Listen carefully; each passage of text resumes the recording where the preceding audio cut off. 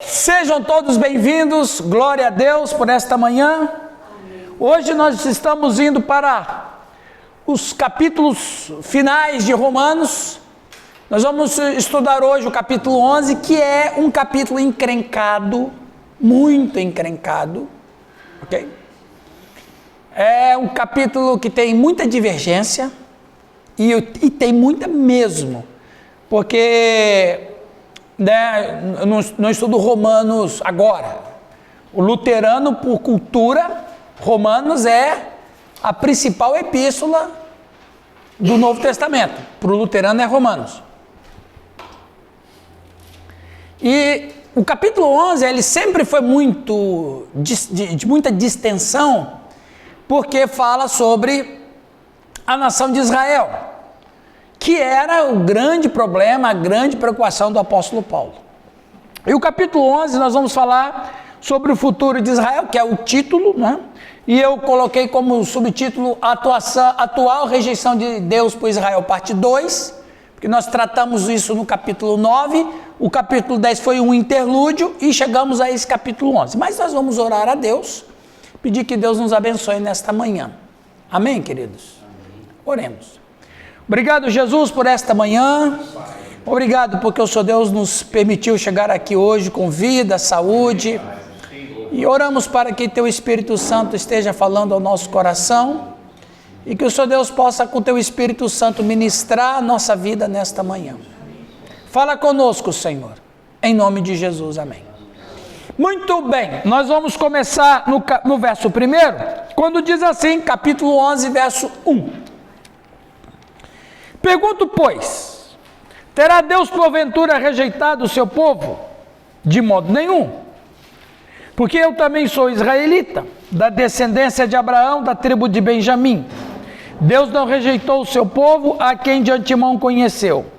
Ou, não sabeis que a Escritura refere a respeito de Elias, como insta perante Deus contra Israel, dizendo... Senhor, mataram os teus profetas, arrasaram os teus altares, e só eu fiquei, e procuram tirar minha vida. Que lhe disse, porém, a resposta divina? Reservei para mim 7.000 homens que não dobraram os joelhos diante de Baal. Assim, pois, agora, do tempo de hoje, sobrevive um remanescente segundo a eleição da graça. E se é pela graça, já não é pelas obras. Do contrário, a graça já não é graça. Que diremos, pois? O que Israel busca, isso não conseguiu, mas a eleição o alcançou. E os mais foram endurecidos, como está escrito. Deus lhe deu espírito de entorpecimento, olhos para não ver, ouvidos para não ouvir até o dia de hoje. E diz Davi, torne-se a mesa em laço e armadilha em tropeço e punição. Escureceram-se os olhos para que não vejam e fiquem para sempre encurvados às suas costas. Muito bem, tratando desse assunto, meus irmãos, sobre a questão da rejeição de Israel, ou também na rejeição de Deus por qualquer pessoa. A questão é, pergunta de reflexão, Deus rejeita alguém?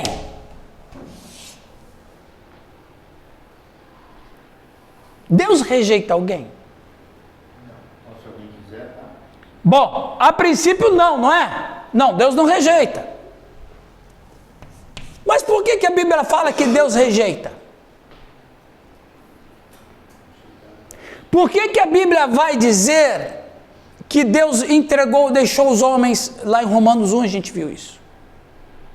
Por que parece que Deus rejeita? Que tipo de linguagem é essa das Escrituras?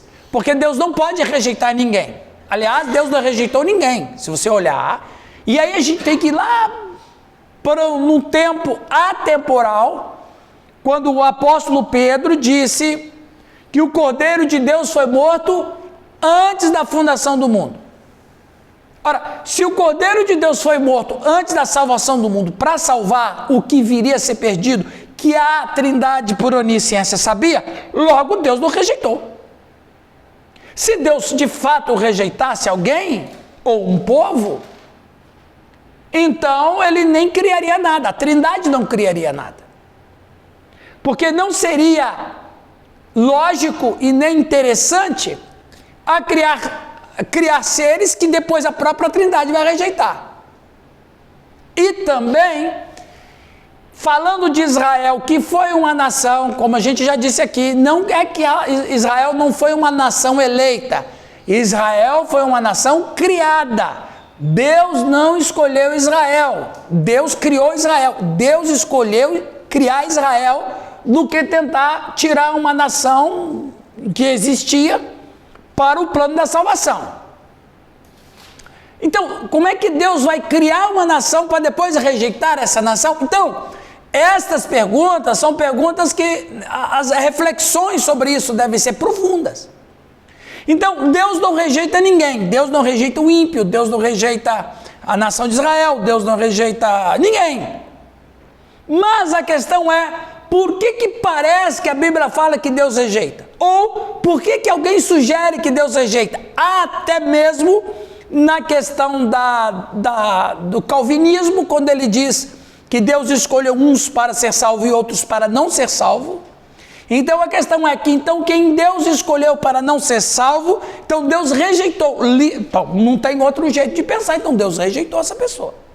A questão toda gira em torno dessa pergunta: Deus rejeita alguém? Não. Mas por que há casos que parece que Deus rejeita? Aí é que é a questão. Deus não rejeita ninguém, mas são pessoas que rejeitam Deus. E quando Deus é rejeitado por alguém, quando Deus é rejeitado por alguém, ou quando Deus é rejeitado por uma nação, Deus então tira de campo. Ou em outras palavras, quando alguém pensa que Deus rejeita, não, Deus não rejeita, mas se você não me quer, eu vou sair daí. É o caso de Saul? É o caso de muitos casos da Bíblia. É o caso de muitos casos da Bíblia. É o caso, como a gente tratou aqui, você não estava, do faraó, quando diz Deus endureceu o coração de faraó, não. Deus simplesmente deixou o coração de faraó continuar inclinado por aquilo que faraó queria. Ah, porque aquela pessoa não se converte, parece que Deus deixou ele. Não, Deus não deixou ele, ele que deixou Deus. Deus não vai ficar em cima. Vocês lembram quando teve o 21 famoso, 11 de setembro, nos Estados Unidos?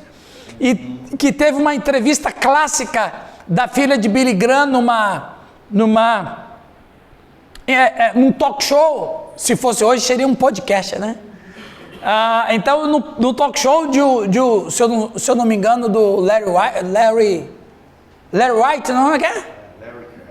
É uma coisa assim, Larry alguma coisa. E aí um programa assistido por milhões de pessoas, o povo, a nação toda agitada por causa daquela coisa horrível, e foi no mundo inteiro. Então perguntou, por que Deus deixou que os terroristas fizessem essa coisa terrível? Nós que somos uma nação cristã, por que Deus deixou? Deus abandonou? Coisa nesse sentido. Uma pergunta pegadinha, né? Ela com muita sabedoria disse: quando nós decidimos não ter mais Bíblia nas faculdades, não ter mais Bíblia nos corpos jurídicos, quando nós decidimos não mais fazer as orações no início das aulas, nós, quando fizemos isso, nós convidamos Deus a sair do nosso país.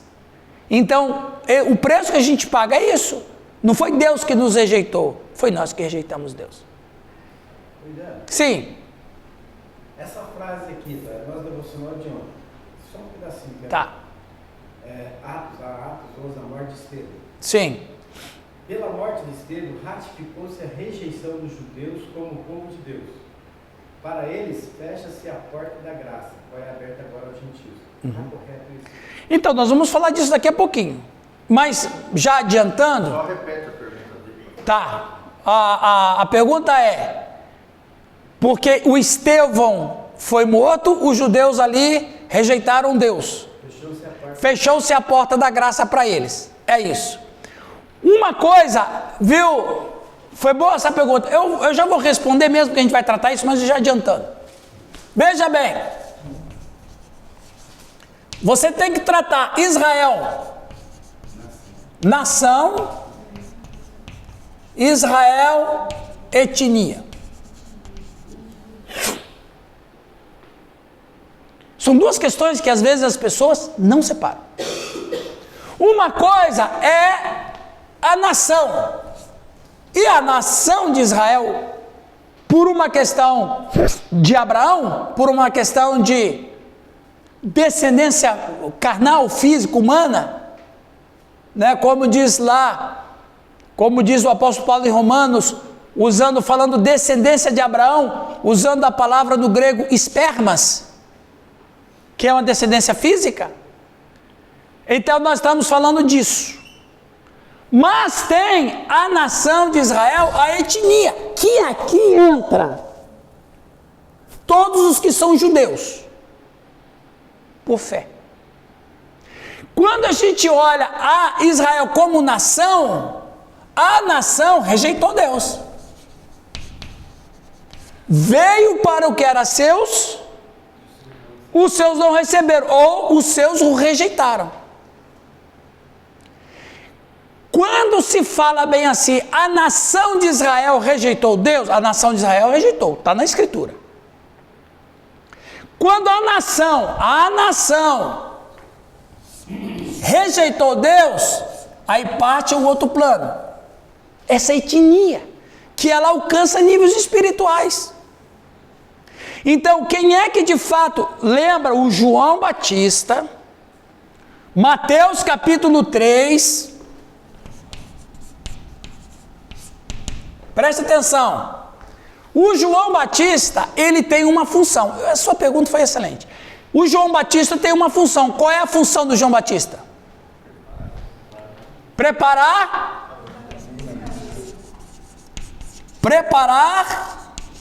o caminho para a nação receber o Messias.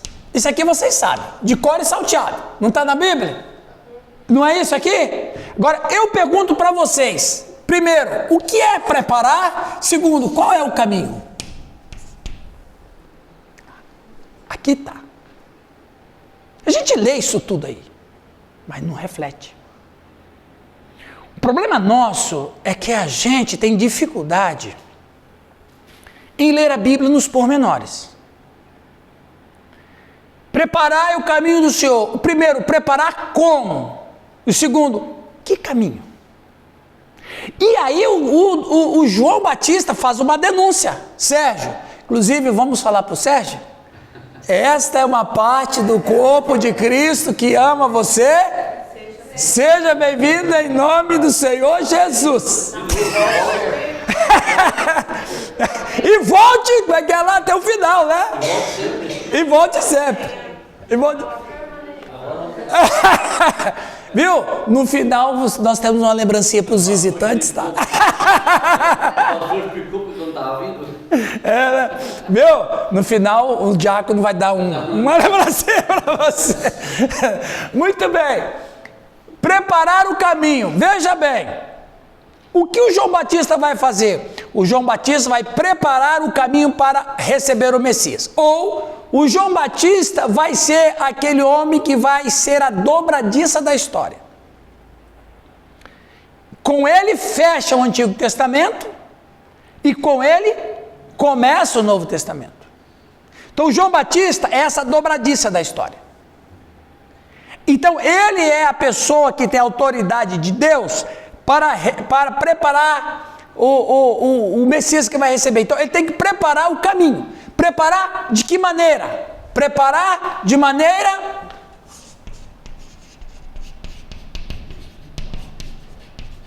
espiritual. Como que ele preparava de maneira espiritual? Lembrando o quê? Lembrando das promessas de Deus. Ele vai preparar o caminho lembrando, olha, o Senhor está pronto para que a sua promessa aconteça. A promessa de Deus que fez os nossos pais lá no passado está chegando.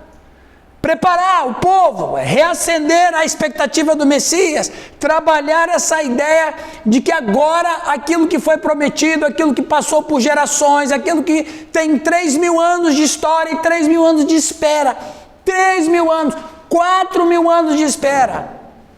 Finalmente, aquilo que Deus prometeu lá para os nossos pais vai acontecer, está chegando. Então, ele prepara o caminho de maneira espiritual. Ele vai lembrando as pessoas, nós temos uma missão.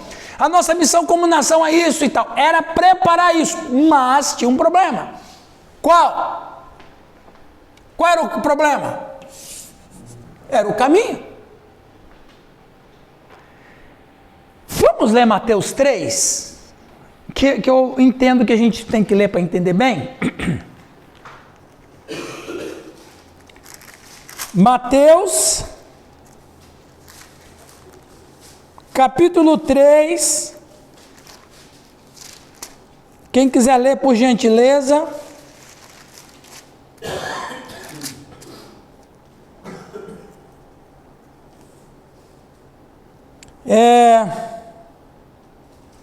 Versículo 7, 8... de 7 a 10. Alguém pode ler para nós? E vendo ele muitos dos fariseus e dos saduceus que vinham... Perdão, pastor Sérgio. Começa no 3. Depois você pula para o 7. Porque este é o anunciado pelo profeta Isaías, que disse: Vós do que clamam no deserto, preparai o caminho do Senhor, endireitai as suas veredas. Agora o 7. E vendo ele muitos dos fariseus e dos saduceus que vinham ao seu batismo, dizia-lhes: Raça de víboras, quem vos ensinou a fugir da ira futura? Produzi, pois, frutos dignos de arrependimento, e não presumais de vós mesmos, dizendo: Temos por pai a Abraão, porque eu vos digo que mesmo destas pedras Deus pode suscitar filhos a Abraão. E também agora está posto um machado à raiz das árvores. Toda árvore, pois, que não produz bom fruto, é cortada e lançada no fogo. Olha, essa palavra dele é pesada. Veja bem ali, Newton. Ele vai dizer, primeiro, no 3, preparai o caminho do Senhor. Preparai o caminho do Senhor. Então, o caminho, a preparação era espiritual. O caminho, quem era o caminho? Quem era o caminho? Não. Através da nação. Agora, através da nação, quem Deus iria usar para apresentar o Messias à nação? A liderança religiosa. Quem era a liderança religiosa?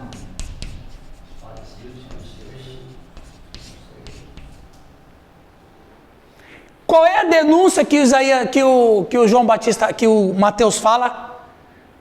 Endireitai os caminhos preparai o caminho do Senhor, endireitai as suas veredas. Opa! Quer dizer que Deus tem um caminho, mas esse caminho está torto.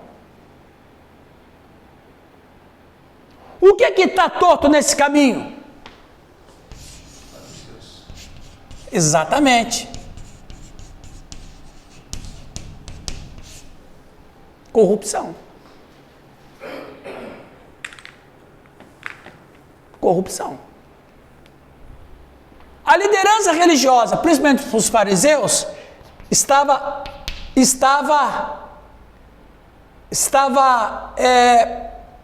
simbolizada no Sinédrio. O Sinédrio era composto de quem? Sumos sacerdotes, fariseus, saduceus. Como é que estava esse caminho? Qual é a pregação de João Batista quando ele escuta representantes da nação? Sim, mas qual é a mensagem que ele dá quando ele chega representantes da nação lá? Versículo 7. Raça de víboras. Em outras palavras, eu vim aqui consertar vocês. Porque vocês são o caminho que Deus escolheu. Mas vocês estão corrompidos. E a corrupção que tinha na nação vinha de Roma.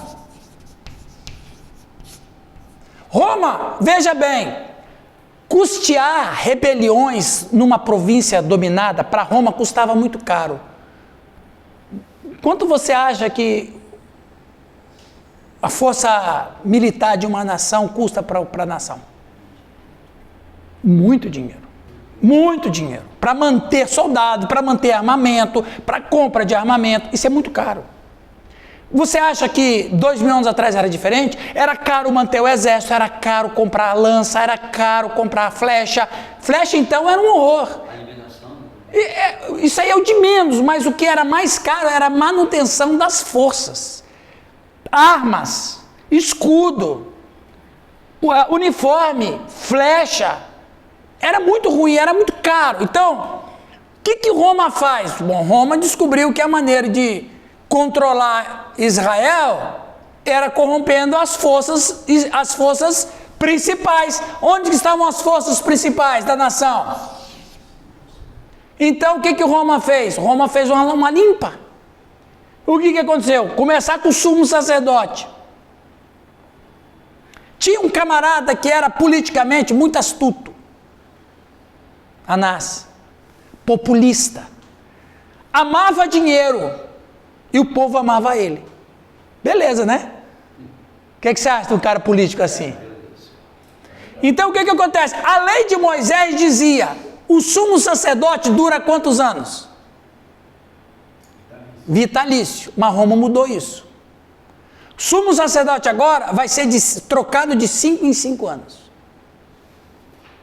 Anás tinha 4 filhos. Todos eles, sumo sacerdote. O Anás foi o primeiro, depois veio a sucessão de 4 filhos dele. E o último, quem era? O genro. Quem é que estava dominando tudo? Anás. Ou Caifás? Não, agora alguém me confundiu aí. Anás assume. Então, Anás. Então, Anás, ele era o piloto, o receptor da propina. Ele controlava os filhos, depois controlava o genro e, por fim, controlava a nação. O que aconteceu? Deus sai do templo, leva o seu sumo sacerdote com ele, que é João Batista, e no momento certo João Batista volta à cena. Ele volta à cena para realmente endireitar, porque o caminho do Senhor estava torto. Agora eu pergunto, ele conseguiu endireitar o caminho do Senhor? Não. O que o caminho do Senhor fez? Rejeitou. O que Deus fez com o caminho? Então, veja, Jesus fica 6 meses em Jerusalém. Por que Jesus fica 6 meses em Jerusalém?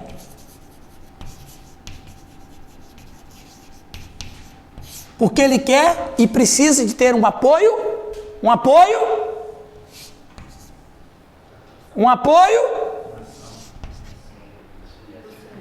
Exatamente. Ele tem que chegar e dizer, o Sinédrio, o sumo sacerdote, que era um dos principais do Sinédrio, dizer: eis aqui o Cordeiro de Deus. As promessas de Deus aconteceram.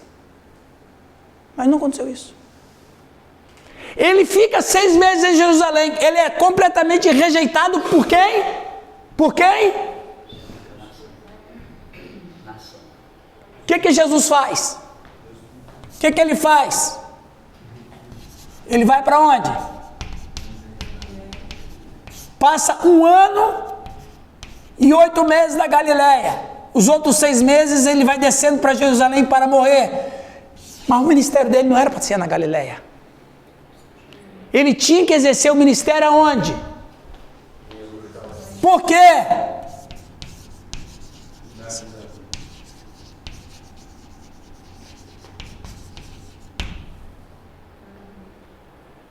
Ele é rejeitado. Veja, a consciência política e a consciência espiritual de Israel está em Jerusalém, que está o Sinédrio, que tem o caminho do Senhor. Os irmãos estão entendendo? Melhorou agora o Mateus 3 e toda a parafernália? Posso fazer uma pergunta? Sim, só para terminar ali com o Nilton. Aí, Nilton, o que acontece? Ok, a nação rejeitou o Messias. Veio para o que era seus, e os seus rejeitaram. Beleza, eles foram, mataram Jesus, aquela história toda. Quando começa a ser pregado o Evangelho, o Paulo principalmente, Pedro começou. Pregou para quem primeiro? Para quem que eles pregaram primeiro? Exatamente. Primeiro sermão de Pedro foi aonde? O que fizeram com Pedro? Quase mataram o Pedro. Rebentaram ele no chicote. Depois vem Paulo. Quem que Paulo prega primeiro? Para os judeus. Nas sinagogas, o que eles fazem? Rejeitam também. O que Paulo faz? Vai para os gentios. Ninguém pode dizer que Deus não deu chance para a nação de Israel. Alguns se convertiram, né? Não, a gente vai entrar nisso. Veja bem, uma coisa é a nação aceitar. A outra coisa é um ou outro aceitar. Eu não posso dizer que o Brasil é de Jesus. Isso é uma ilusão. Mas eu posso dizer que tem muitos brasileiros que pertencem a Jesus. É diferente. Entendeu, Nilton? Então, quando Deus se viu rejeitado por várias vezes por Israel, então Deus rejeita Israel nesse sentido, como nação, e trabalha com pessoas individuais. A nação rejeitou. Não foi Deus que rejeitou a nação.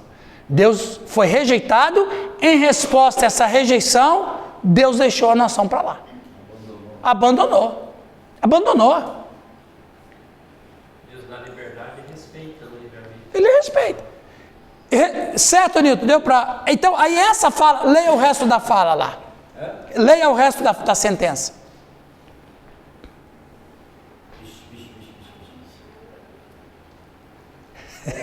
A rejeição dos judeus como povo de Deus, para ele fecha-se a porta da graça, a qual é aberta agora para as nações. Grande número de conversa ao Senhor. Então, eu vou falar isso ainda hoje, eu acho. Então, fecha a porta da graça como? Eles não vão ter chance de salvação? Não é nesse sentido. Fecha a porta da graça no sentido de que não tem mais a primazia em fazer isso. Prioridade. A prioridade já deles não é mais, eles rejeitaram. Então Deus usa os gentios. Agora, o judeu, para entrar na graça, tem que ouvir o evangelho, que é pregado por quem? Por quem não era para ser pregado. Quem é que tinha que pregar o evangelho para o gentio? O judeu. Quem foi que ouviu o evangelho? O judeu de quem? Do gentio. Que loucura. Nesse sentido, a porta da graça foi fechada, não que eles não estavam prontos para a salvação, é que eles não tinham mais aquela primazia em ser a representação de Deus mais no reino de Deus. Não é mais. Agora é dos gentios, agora é da igreja. Essa é uma discussão muito boa, mas é nesse sentido. Né? Aí a frase do autor da lição foi muito dura também, né? Foi muito dura. Mas a porta da graça foi fechada no sentido de que eles não têm mais aquela responsabilidade inicial de serem os porta-vozes de Deus do Evangelho. O autor também é um advogado, um cara que é advogado. Ele quis advogar. Fala, pastor Sérgio. O ministério de João Batista começou ainda antes de começar o de Jesus Cristo. Sim. Ele começou ali e foi pregando, Uhum. até Jesus começar o ministério dele com 30 anos, né? Uhum. Ele não teve tempo suficiente, ou a Bíblia não relata claramente, se ele não explicou tudo isso aí para os judeus. Boa pergunta. A questão é a seguinte, Sérgio.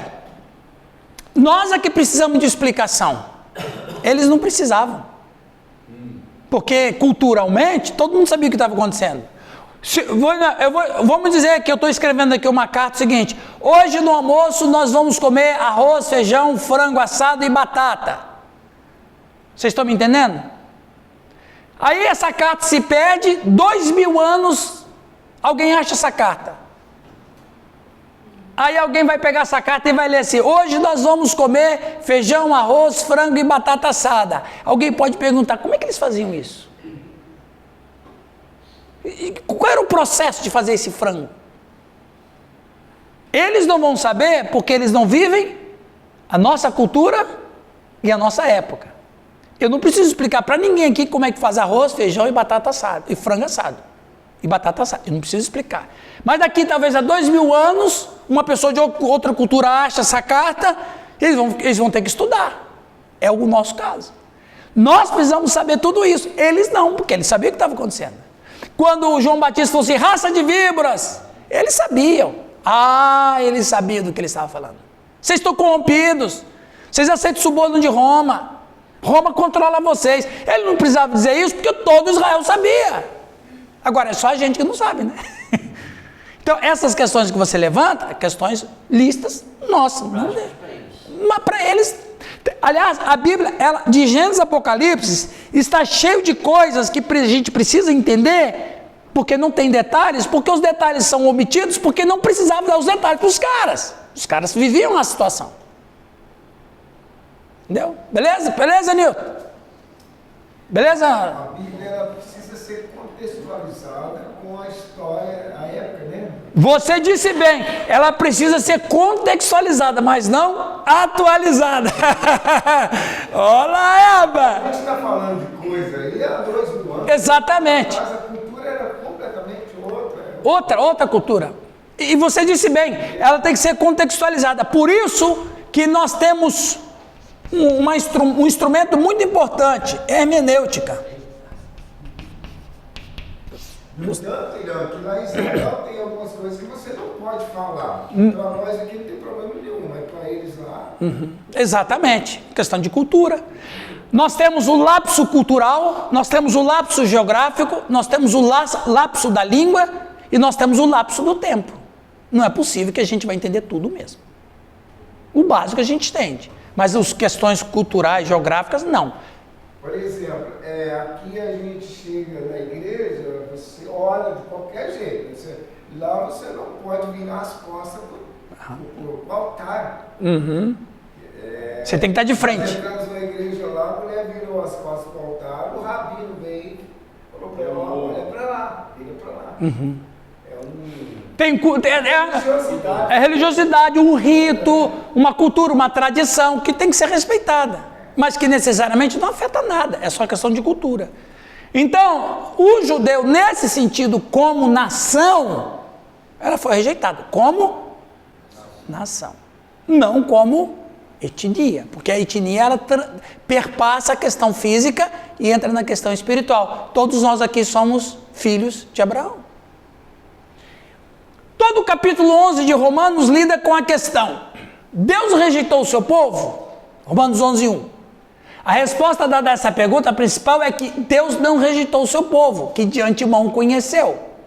Os capítulos 9, 10 e 11 devem ser entendidos em vista do fato de que Deus chama todo homem. Todo homem responde a esse chamado de alguma forma. É o desejo de Deus que todos venham a Ele e sejam salvos. Então, nunca Deus rejeita ninguém, mas são as pessoas que rejeitam Deus. A pessoa pode chegar e dizer: não, eu não quero. É muito boa isso aí, mas não quero para mim hoje. Não, essa mensagem é maravilhosa, mas tem mais pessoas do que eu que precisam, eu não preciso tanto. Então a gente encontra várias respostas, mas é sempre uma tentativa da pessoa. Lembra quando o Samuel ficou bravo, porque: Senhor, olha aí, eles querem um rei, eles me rejeitaram, porque o Samuel que era o líder da nação. Aí o Senhor disse: não, Samuel, eles não rejeitaram você, eles rejeitaram a mim. Então toda rejeição parte do homem, nunca parte de Deus. Mas eu sinto que Deus me rejeitou. Não, Deus não rejeitou, é que você rejeitou ele, então ele está, como você falou, Romualdo, Deus está respeitando o seu desejo de rejeitá-lo. A sua decisão. É a sua. Lembra que eu falei na última aula? A única coisa que Deus não possui é a nossa vontade. É isso aí. Né? Continuando, para entender Romanos 11, é especial entender o contexto, olha lá, Calixto, dos capítulos anteriores. Em Romanos 9 a 11, Paulo está lidando com o problema da incredulidade de Israel e a inclusão dos gentios no plano da salvação de Deus. Ele começa expressando sua profunda tristeza pela rejeição de Cristo por Israel, Romanos 9, 1 a 5, e explica que nem todos os que são descendentes de Israel são parte do verdadeiro Israel de Deus. Então o apóstolo Paulo está dizendo aqui, olha, a nação de Israel como nação não será salva, não vai, esquece. Exato, uma salvação coletiva, esquece, não vai, não é desse jeito, mas era desse jeito que o judeu raiz pensava, não era isso que eles pensavam?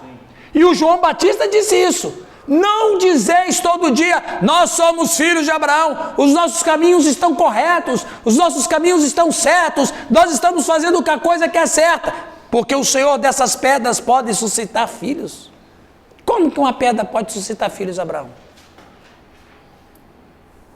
Você já parou para pensar? Como? Como que as pedras clamam? Por uma razão, pessoal. E é muito interessante a colocação bíblica. Os céus proclamam a glória de Deus, e o firmamento anuncia as obras de suas mãos. Em outras palavras, a natureza inanimada, ela está emitindo uma mensagem. Alguém criou. Como que a pedra clama? Como que a pedra pode gerar filhos espirituais? Porque uma pedra é testemunha de que ela foi fruto de alvo de um Criador. E o Criador vai chegar até... E a pessoa estudando quem é o Criador vai chegar até Deus. Interessante que... Hã? A causa primeira. Interessante que o René Descartes, o famoso filósofo inglês, aliás, foi bom o Calixto falar sobre a contextualização, porque a nossa mente é muito cartesiana demais. Francês, perdão. Aí o René Descartes, ele dizia interessante, e na verdade ele plagiava Agostinho.